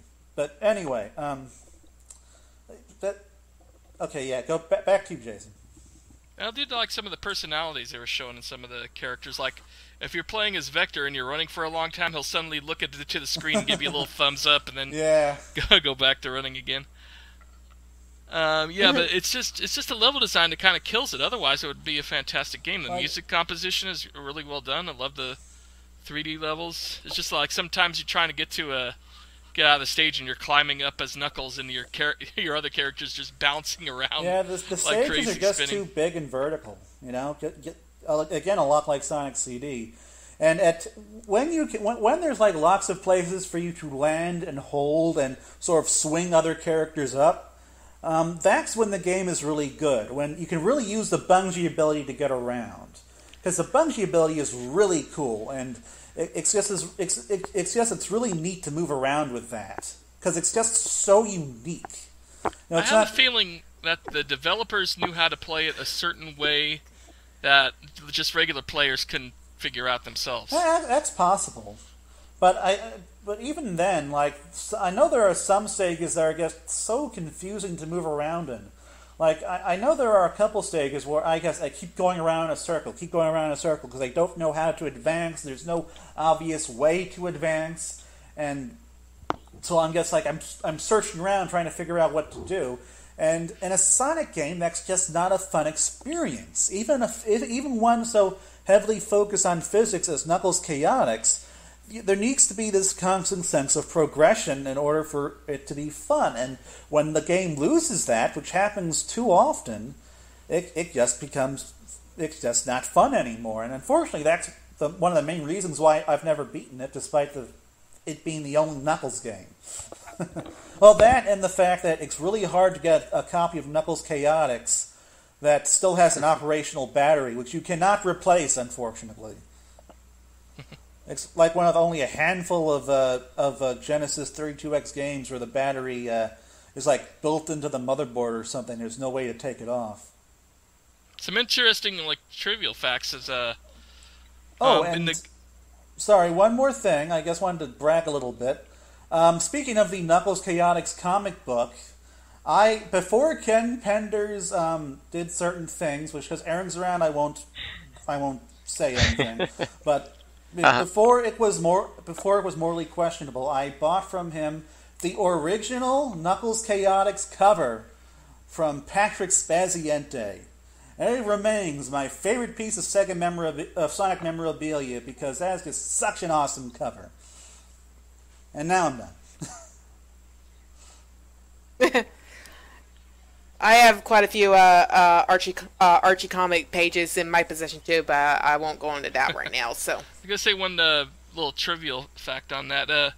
Like in the comics, they had Charmy as 16 years old for quite a while, and that was like a little mistake, I guess, made in the manual. In the Japanese manual, he was always 6, but somehow in the American manual, he ended up 16. He was just really mature, okay. I think I suspect Sega was probably focused on marketing Sonic as an older, edgier, cooler character, and so that meant making the characters older. Now, that's pretty common in platformers back then, where they just were all the other characters older in that manual too, or was it just Charmy? It was just Charmy. I think what it was is that there was some kind of printing. I think it was a printing error, probably where. Yeah, that was probably just a typo. Then I doubt that someone was like, "Man, this B." Needs to go from 6 years old to 16 years old. Let me tell you, all the kids are going to buy this game. No, I think that was just part of sort of a larger marketing thing from game companies back then, because you know how with Kirby and with all these happy Japanese platformer characters, Angry Kirby, they would give them Angry Kirby, Angry Ristar. It was the attitude. It was the edge that they wanted to give them. I figured we'll make him a little older and.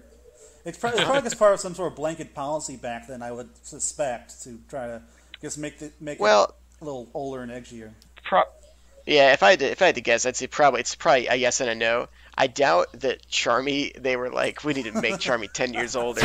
But it is true that a lot of Western companies, and in fact, you can see this in Sonic's initial design, right? If you look at the Japanese box art for Sonic 1 and the American box art for Sonic 1, you'll see a very stark contrast design even in classic Sonic. Just look at the border, look at the outline of Sonic, and you notice it's very drawn in. It's very edgy on the Western version. That was done on purpose, and so there's a lot of stuff that Madeline did back then. Madeline Schroeder, who some would call the mother of Sonic in that day and age. So yeah, I think you're right, Alex, in saying that in general, people did like to kind of age up things a bit for the Western market. That is true. Well, obviously it doesn't say anything about Charmy, but that's just my theory.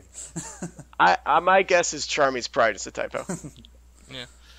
Anyway, also, was it Yuji Naka, I guess when he, not Yuji Naka, I'm sorry, Takashi Iizuka, when they rebooted the Chaotix back in the Sonic Heroes, they had made them detectives, and a lot of people going, oh, that doesn't make sense, they've never been detectives and whatever. And I've looked up the history of Sonic book, and I guess Espio's character, back in the original Japanese instruction manual, he actually was a detective that whole time.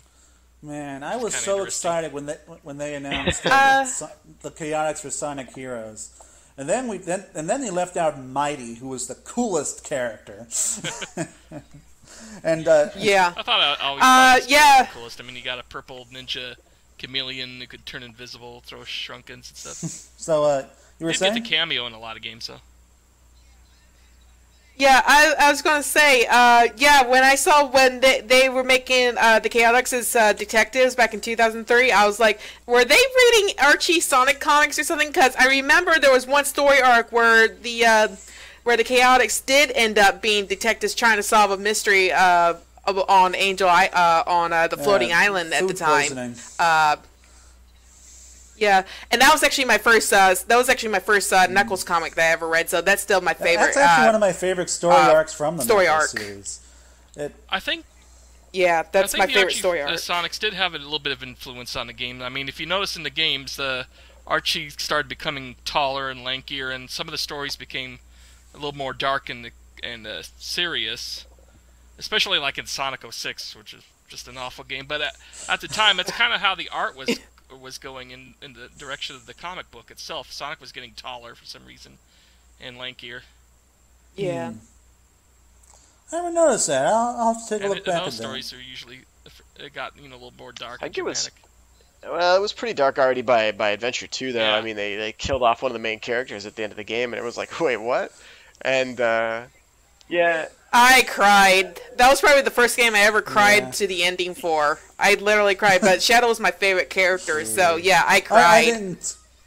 I was like, no, why do they have to do that? Bring Shadow back! I got my wish, so whatever. Cried, but I did say the same thing. Whether that's the real Shadow. And then they make Shadow the Hedgehog, and I regretted it. I actually like Shadow the Hedgehog, but that's just me, so, whatever. Yeah, I'm gonna be having a Sonic list eventually of popular characters, Sonic characters I don't care for, and that's Shadow's actually gonna be on that list. So I'm not gonna get too many good positive comments because I know there's a lot of Shadow fans. If you ever have something that involves the game Shadow the Hedgehog, bring me in. I will give you everything I love about that game. Just don't put on Knuckles and you'll be fine. Put on Knuckles and Oh no, I like Knuckles. Bad things happen. That's where I draw the line in terms of friendship. So that's pretty much everything, unless anyone has any comments on the Sonic C.D Sonic game, which thank God that didn't get made. Yeah, there was a few prototype Sonic games that never made it to market that were. We've got that one at Sega. I played that one a couple years ago. What do you have at Sega? And we have that game. It's pretty intense though. I mean, so the ending to that game actually is the Tails dice. Oh, you're screwing with me. I'm just screwing with you guys. We don't actually have that. Aaron, game. You're on my enemies list. I was about to say, that game is probably as real as Big's Fishing Adventure, whatever thing. Big's Fishing Adventure 3 All-Stars Transform featuring Wario and Mr. Game & Watch is a real thing, I will have you know. I got to see it behind the doors at E3 one year. That will be, well, I mean, not this year, obviously, maybe like 2087 or 2093. But, my children and my grandchildren will be presenting that game at an E3, and it will be a very glorious moment for them. And me in a wheelchair, crying this tears. This game has been in development for 90 years, just so that we can. We are proud to present the longest developed Sonic game in history, with a total of 73 and a half years time to bake in the oven. I mean that game, I would love to actually release that game. I've got people working on a very, very lovely splash screen for me, so maybe Big's Big Fishing Adventure 3 will actually happen. But that whole Sonic Saturday morning game, that was a joke. That's not a real thing. Wait, really? Of course. Big's Big. Right. The original prototype was real, but what you were saying was fake. Oh yeah. What I was saying was fake. We don't. I've never. It's 11:15 over here, man. My brain isn't all here right now. All I know, man, is my that emotions. for some reason, in some of the documents that I've seen, it says that Tails is allergic to bees. And I don't know why it says that. And it's weird, right? Anyway, I'm sure that has nothing to do with anything that will ever happen in a future Sonic game. So we can just totally stop discussing it and we can move on to another point. That's totally cool. That's like with Knuckles likes grapes. What does that have to do with anything, really? Yeah, Knuckles likes grapes. Tails is allergic to That's peas. just I to mean, establish I that don't know Knuckles why. is not an ant-eater. He's a grape eater. He has a refined palate compared to his other echidna brethren. So I guess As well Tails as- So and I Charmy are pronounced going to it be wrong. hanging out too. It's echidna. It's echidna, guys. Everyone's been getting it wrong. Back when I first saw Or Knuckles, I Icky, thought he yeah. was a girl. When I read him in the Archie comics, he had a girl's voice for like 6 months, and then I finally realized he was a dude. I don't know why it took me so Was long. it like you thought Wait a the minute. dreads were like Yeah. a feminine sort of I know hairstyle the thing? dreads were a thing. I thought Knuckles was a girl for like 6 months. But like now he's It's almost as bad as how people thought Tails was a now girl in the for a Archie long comics, time. Knuckles still has a somewhat effeminate voice in my brain. And I don't care to change it. That is the Knuckles voice. I see. Speaking of Tails as a girl, I heard that like in the Spanish dubs, I guess, of Sonic X, he actually is considered a girl. Really? Oh, that's new. That'd be interesting. That's probably just as bad as how ADV kept referring to Knuckles as a mole. It's not. Yes, guys, the- let's do in our the research Sonic movie? on our translation of a Japanese anime, ADV movie, right? and let's be sure to call them a mole instead of an echidna. Though he is called an echidna, and for all intents and purposes, he is much more physically closer to a mole. Because echidnas, they do not dig through the ground, they just dig a hole and then sit in it, and they just expose their spikes. Yeah, but real hedgehogs are blue, and most foxes have two tails. And echidnas also don't have echidnas also do not have the muzzles. They have these weird straw little anteater tongue thingies. I'm still waiting for the story where Eggman stops Sonic with just a giant cardboard tube, and Sonic just wants to stick his head in it and He gets stay in it forever. stuck. Gets stuck in the tube. I'm pretty sure that was the story to Sonic Labyrinth on the Game Gear. Right. I think that's how Yes. that one all worked That's out. exactly what happened. Oh god, I love that story. Eggman finds him asleep, has every opportunity to kill him, and instead just steals his shoes. Swaps and his swaps- shoes. He swaps Well, his that's shoes. because Eggman isn't really a villain. He's just a big fat troll. He's the original internet troll, except he did it in real life. And, it's like my comic about like Sonic Jump, where I just took the images for Sonic Jump, and basically that story, Eggman just places flickies way up on high perches, and it had Sonic going, "Well, what's the point of that? Why are you doing that? Because I'm a dick." I think that's pretty much Eggman in a nutshell. I just think that Eggman just has a lot of respect for Sonic that he won't kill him, because why else is he designing his robots after him? Seriously. I think Or like that when- Cracked article where they were saying, I guess, that Sonic's world is actually just artificially made by Eggman to keep him busy while he's destroying the planet or what have you. You know, there could be something Which between you think? Yeah, which you think when you see the bonus levels of Sonic 1 or 2, where there's just some magical kind of odd place. There might be some behind that. Yeah. The kaleidoscope backgrounds and stuff like that. Yeah. Yeah. Yeah, you never know. You never know, guys. I don't know. I think Eggman, he did have some moments in Sonic Adventure 2 where he was definitely clearly a villain. Definitely trying to take Sonic out when he ejects him into space, and that stuff happens. But certainly during Sonic Labyrinth, I don't know, something else was going on entirely in that time period in Eggman's life. you know, I don't know what was happening. It could be that Eggman just never expected the space capsule plan to work, or something. There was a sticky note in there that said "Use Chaos Control, dummy," and so that whole cutscene is actually planted by Eggman. Eggman's like the engineer of all of the storylines. That would be a rather interesting way to look at Sonic games. What if it was all planned by Eggman every single game? What if he really is a genius? That'll explain He why doesn't there's have any highways interest in that taking have over the giant world, and loop-de-loops he's just that bored. curve in 'em. He's just some bored, really smart guy who likes screwing with a little blue hedgehog. Well, I just think, I don't know whether Eggman's just confused about what he wants to do, because in one game he's trying to blow up a planet just to unlock So a he can dark have his own energy, amusement park.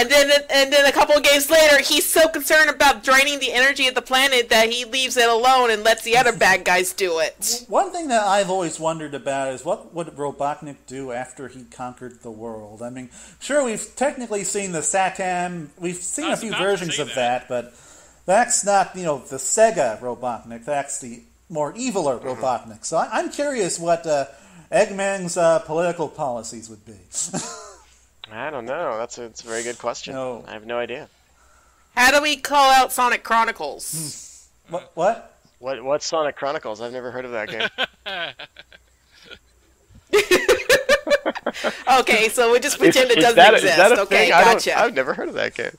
I'm sure it must have great music though. Really, that's one thing that bugs me about Take Over the World plots in general is, okay, what's this mad scientist going to do once he takes over the world? I mean, because there's more to taking over the world than just taking over the world. You have to govern now. You have to be a politician, and you have to, run the economy, not if all your deal with citizens, healthcare. No, not if all your citizens are robots. There's no healthcare to worry about. All you got to worry about is, parts and just keeping production going, right? Yeah, especially if everyone's a Yeah. robot. So Like, yeah. In the games, I don't think he tries to turn everybody into robots. I think not my the favorite is people like anyway. the Mario and Sonic at the Winter Olympics DS stories where him and Bowser are trying to take over the Olympics. I'm like, what the heck are they going to do if they actually do that? Just sit there and committees and plan out the events and stuff? All the gold What is medals. this, a Saturday morning cartoon plot or something? Yeah. It's just silly. Yep. But that's Eggman in a nutshell. Well, cool. That That is Eggman. He's a very complex character, guys. There's a lot more to Eggman than meets the eye. It sounds like you're being a little sarcastic with that, but I actually kind of agree with that. No, I'm not. I'm not. Oh. He honestly is more complex than you might think. Oh, he is more complex than Sonic anyway. Yeah, that's part of Perhaps. partial why I'm Perhaps. I don't know. looking forward to Sonic Boom, because I just want to see some of the ridiculous ideas he comes up with. Yeah. I do hope that Sonic Boom is good, but that's all I will say about that, because we are here to talk about things that are not current. That's right. Yeah. That's right. Anyway, it's been quite a while. This is going into an hour and 40 minutes. I guess we'll be wrapping it up for right now. Yes. Sounds good. All right. Aaron, is there anything you would like to plug? I'm sure any Anything? major corporations or projects that you're affiliated with. Major corporations or projects. No, nothing crazy. Let's see. Last Christmas, some friends and I released a fan game using RPG Maker that we'd been working on, and it was a fan game actually based on the world of Spiral Knights, which is a free-to-play game that's developed by Three Rings, which is also part of Sega. And so we created this fan game and built it all and had a custom soundtrack, my old PSO friends, and we released that game to try and raise money for a charity called Child's Play. Huh. And Child's Play is a really great charity that tries to bring video games to kids that are stuck in hospitals that can't really get back to their normal life, right? So what it's trying to do is bring a bit of normalcy to the lives of kids that don't have normal lives, and I thought that was such a really great effort on their part. And so we released the game to try and raise money for that charity. So if I was going to plug anything, I would take a moment to plug Child's Play, just because I think that's a great charity. And so if anyone is considering donating money or trying to do stuff like that, it's a great way to use video games as a way to change people's lives and kids' lives for the better. So that's what I would spend my time plugging. So thank you for the opportunity to do that. You're welcome. All right. Shayne, do you want to do a shout out for Sonic Revolution? Yeah, we had some recent news just coming as of last Friday. We actually got Tommy Tallarico from Video Games Live, who's actually going to be dropping by and be a part of Sonic Revolution. He's going to be on stage talking about producing music for Sonic games, because he did the music for Sonic and the Black Knight, which is actually my and my husband's favorite game to play, and we love the music from that. So just to have Tommy Tallarico be there, it's going to be awesome. Music is the absolute best thing about Black Knight, and that's a really good soundtrack right there. I more know Tommy Tallarico for his work on Earthworm. He did Earthworm Jim's music, right, Jason? Yes. Yeah. And he was also on that reviewer show, Judgment Day. That's why. Yeah. Anyway, pretty cool get, guys. One last thing I wanted to add. I'm trying to boost the listenership here, so if you've been listening in this far, those of you in the U.S., I got a little contest going on right now, a trivia contest to win a free free Sega Genesis, not the official one, but those AtGames 60-in-1 Sega Genesis. It's still pretty cool. Plays Genesis and Mega Drive games. Sound chip is not too good. The sound is awful. I'll be very honest. But anyway, here's the trivia question. There were two characters that first appeared in Japanese manga before they appeared in Sonic games. Give us the names of those two characters, and be the fifth person to answer that in our comments section here on Segabits, and you'll win that Genesis. And for anyone who skipped ahead to this part for whatever reason, we did actually give out one of those answers. Well, actually, Shayne gave out one of the answers to this in the podcast. So, good luck looking for it. Anyway, and if my Walmart sells out of that Genesis, then I'm going to completely edit this part out. Wait, you don't have it yet? No, I have to buy it on Thursday. Huh. But I'm sure I'll still have it. Yeah, I mean, it's not as if people are rushing out to get a mediocre. Well, okay, it's a good Genesis clone system. Don't call it mediocre. It's a good Genesis clone system. Don't call it mediocre. No one's gonna want to win. Yes, it's a good Genesis clone system. But for me, like, sound is a very important part of my Genesis games, and it really messes up the sound. All these clone consoles mess up the sound, and it just depresses me. But like I said before, this is going to be a U.S. only giveaway because I cannot afford the postage for Europe. I'm sorry. But if you want to play some awesome, fun Genesis games, this is a good option. It's got some rare games in there. I think it's got Game Ground is one of them, and that one's Game Ground. I've heard great things about that. Game Ground, SWAT, and quite a few others. I think it also has Arrow Flash. Yeah. I think that's actually an import only release or something. It's like, trying to. It's a shooter anyway. I think it's a character based shooter. Anyway, I want to thank Aaron and Shayne for showing up. I was very happy to have you guys on the show. I know we had to work real hard with emails back and forth with Aaron to get him on. It was tough finding the right time. Thanks for having me, and thanks for being so flexible to make it happen. I really appreciate it. It was fun. No problem. Yes, this is awesome. It was great having you on outside of an interviewing capacity, Aaron. We got to learn a little bit about your early days at Sega, which was cool. Yeah. It was very fun sharing that. Can you tell us anything about Kalinske? Kalinske? Oh, Tom Kalinske? Well, what can I tell you? There's a few things I can tell you that are definitely fine. Let's see. One of the things that I thought was pretty cool was that when we were doing some of the interviews, one person kind of was like the spotter, right? So you're the person that when they're doing the interview, they look at you, and you're like the focal point of the interview. And I got to do that for a couple of the people we interviewed. And for me, I was like, this is the coolest moment. Like, I'm hearing this story as if it's being told straight to me, and all of that stuff is in the documentary. There's nothing like secret there that isn't already out there. But so I got to talk to Tom quite a bit, and it was again me trying not to be total fangirl moment. Must and I tried really hard. It was great. It was all four of them guys: Tom Kalinske, Madeline Schroeder, Shinobu Toyota, and Al Nielsen in a room together. And it's like, this is the old Sega Dream Team, and I'm like, man, play it cool.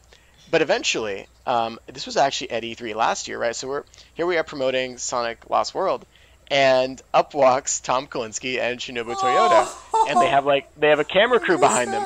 And here's the craziest, most surreal moment for me. They walk up, and they look at me, and there's this moment of recognition, and they walk up and like shake my hand, and Tom shakes my hand. He's like, "How are you doing?" And in my mind, I'm like, "Oh my god, I cannot believe this is happening right now!" Like, if I had ever told this to 10-year-old me as a kid, that this moment would be happening right now, he would never believe it. And so it was like, and again, it's like, okay, play it cool, Aaron, play it cool. It's just like two of the biggest legends in Sega history. Okay, hey, it's good to see you. How are you doing? And so that was how that went. But that was such a cool, really surreal moment. So that's a fun story I can share with you guys about my own sort of that is the best thing about E3. It is where dreams come alive, and then they shake your hand. Oh god, yeah, I've had that picture of me with it's funny. and Yuji Naka as wallpaper on my PC for the longest time because I was so happy to meet both of them at the same time. Oh, that was yeah. Oh my god, when I had a chance to meet Yuji Naka, that was a surreal moment for me because I had already I had been in correspondence with him back in 2000 because I actually owned the domain SonicTeam.com, and yeah, I actually had it. So it was no longer I was no longer actually actively using it. I had moved on to SonicUnderground.net. I was working on SonicUnderground.net at the time. But I came home from school one day and there's this big package just sitting in the hallway. I'm like, what is this? And I go up to the box and it says it's from Sega of Japan. I'm like, what?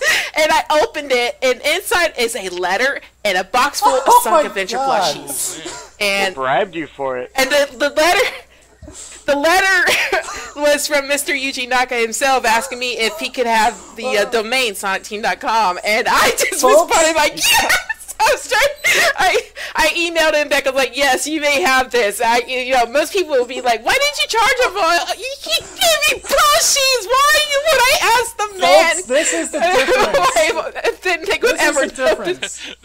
I'm not going to ask this man for money. Bad work. We just said plushies, so we don't have to. I was going to say they just bribed you for the domain. This is the difference between Sega and every other console maker. Microsoft and Sony will sue your ass. Sega will send you plushies and a letter. Yes, so I responded like, yes, we dealt with having to get the thing notarized, having to get the deal notarized and get transferred to Sega of Japan, and they sent me even more stuff afterwards. I mean, they sent me T-shirts, they sent me more plushies. I ended up getting stuff from Samade and Mego plushies and sampler soundtrack for the main theme song. And so I held on to that letter for the longest time. That was my cherished prize right there. That's such a cool story.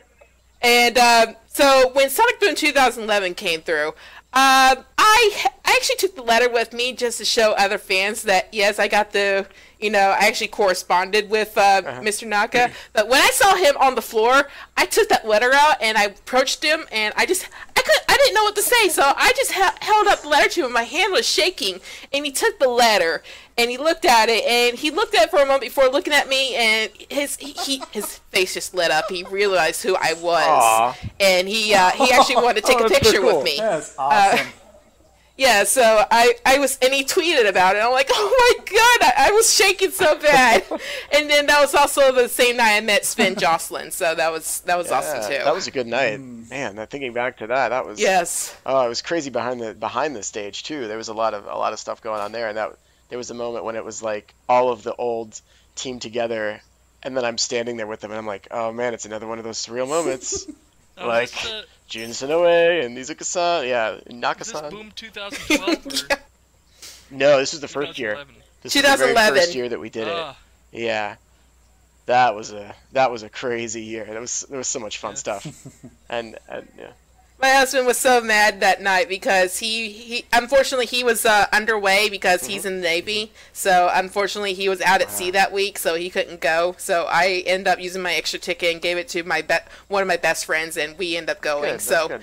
He was mad he didn't get a chance to meet people and stuff like that. So it was one of my best nights, but at the same time I was kind of sad that my husband wasn't with me for that night. So.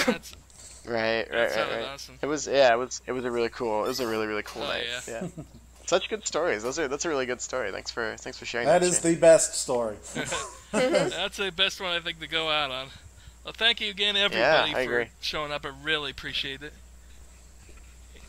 Yeah, and thanks for having us. We'll probably be doing a Saturn month or a Master System month later this year, and I'd love to have you both on again for that. Probably not Master System. Yeah, I'll be around for that. Yeah, Call me sure. when we get to Knights. I'll be here. Alrighty. Oh, we'll definitely do something with Nikes. I guarantee you. Fantastic.